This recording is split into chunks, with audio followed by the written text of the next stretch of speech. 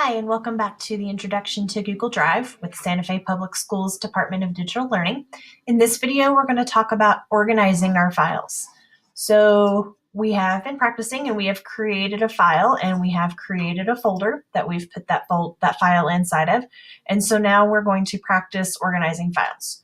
So I am going to create a few more practice files and folders to play with. And now we're going to practice moving some of these folders around and organizing them in the way that they can be located. So I already showed you how you can drag a folder and drop a file and drop it into a folder. I want to show you a few other ways that you can move these files. So you can click on the file and highlight it. So you see it's in blue here. And go to your More Options. The three dots in Google is a universal icon for more options. And I can click Move To, which will open up my Drive folder structure, so I can move that file into my pretend folder, and it will move it from there.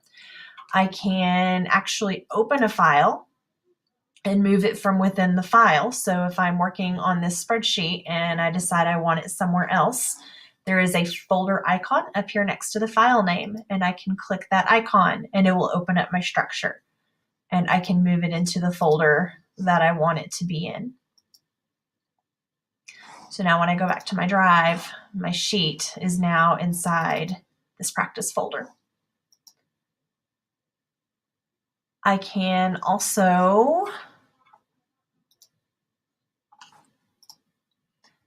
right-click a file in order to move it. So I can right-click my file and this secondary menu opens.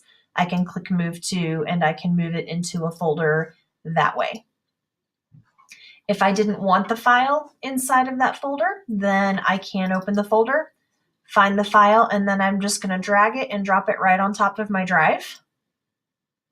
And now I go back to my home main Drive screen, and that file is no longer inside of the folder.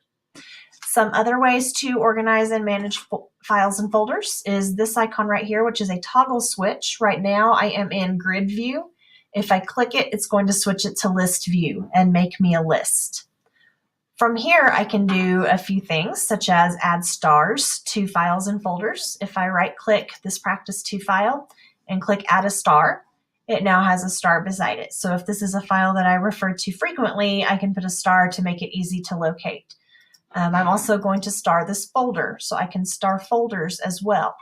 So now if I go to my starred menu item on the left, anything that I had put a star beside will be listed in this starred area. So it's like a favorites list where you save websites to in your internet browser. I can also color code folders. So if I right-click a folder, I can change the color.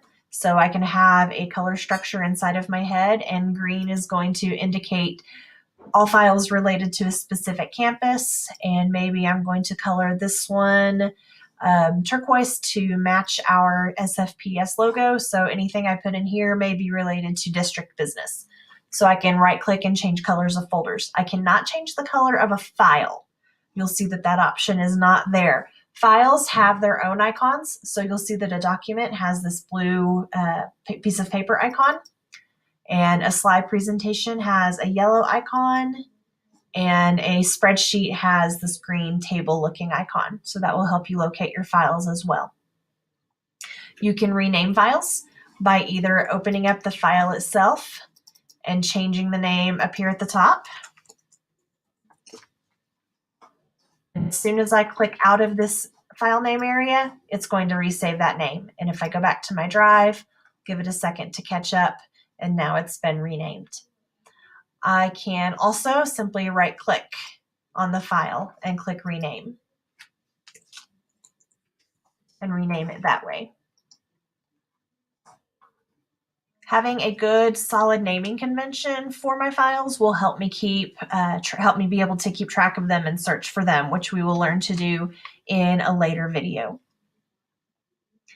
Finally, the last thing you can do is you can trash files. So if I don't need this one anymore, I can either drag it to the trash, or I can highlight it and click the trash can icon, or I can right click it and remove it from the secondary menu.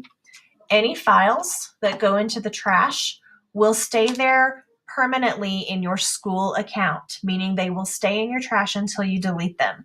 This is extremely handy if you tend to delete files and then remember later, like I do, that, oh, I needed that. We have unlimited space in our school account, so you don't have to worry about emptying your trash. If I did remove something by accident and I don't want it in my trash, then I just drag it back over into my drive.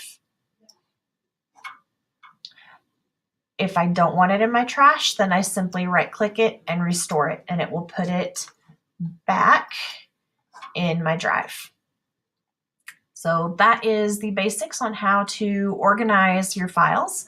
If you require further assistance, please contact the digital learning coach assigned to your campus.